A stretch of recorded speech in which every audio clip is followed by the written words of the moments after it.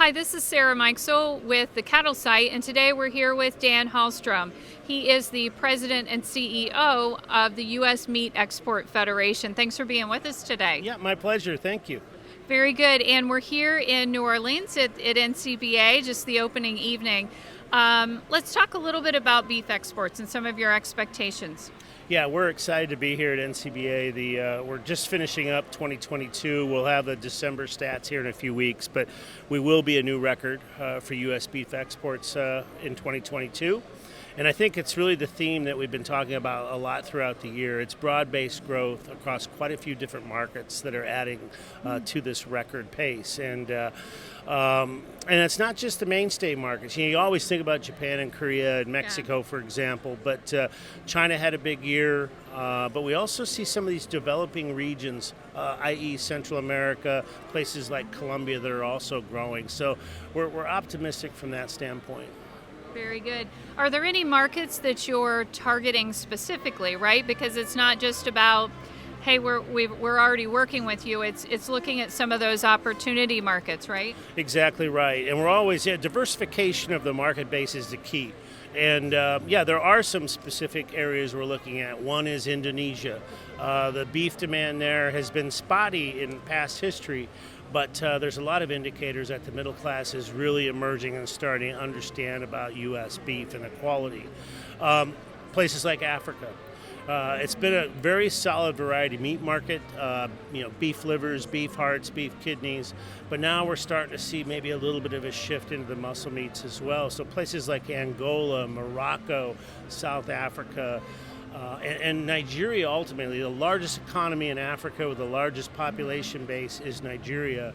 Nigeria is closed to most everything legally now, but that'll change over time. And so these are places that we not only have on our radar, but we've increased our presence over there and really starting to get serious about telling the U.S. beef story in Africa. Very good. So let's switch gears now and talk a little bit about pork.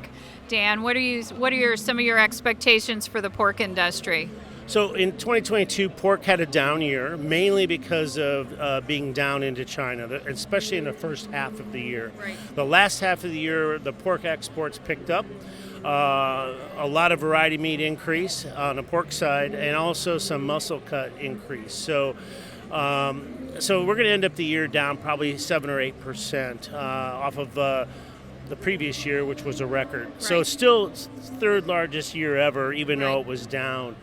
And the strategy is the same there. Broad-based growth across a lot of different markets is the strategy. So the big markets, Mexico was a home run, records this last year in Mexico. Central America, South America are growing at a large rate. And of course, Japan and Korea are some mainstay markets as well. But once again, growth in some of these regions where there hasn't been a lot of traction. I'll take one example, Peru. Philippines, Vietnam. These are places that show a lot of promise for U.S. pork. So overall, and I think the other thing that's on our side is we'll probably see production up slightly in the U.S. next year on pork, which should put us in a good position to see continued growth. Very good. And speaking of production, I mean, switching back to cattle, we know cattle supplies are coming down a little bit. What does that mean from an export, supply and demand standpoint for you guys? Yeah, we all know that production in general is going to be down a bit, probably for the next couple of years. But Our mission remains the same. We're always about diversifying the carcass, the product mix, and this is no different. There's only so many short plates, there's only so many short ribs you can sell, and a vast majority of those two products are already exported. So we're going to be focused on secondary or alternative cuts, some people call them. So shoulder clods from the chuck. The whole gooseneck and the whole round complex. The round is extremely undervalued. So focusing on knuckles and insides, we're already having success in places like Taiwan, and we're starting to see some growth in Japan on the round cuts. These are items that have never gone there before. So this will be one of our main focuses, is diversifying that carcass.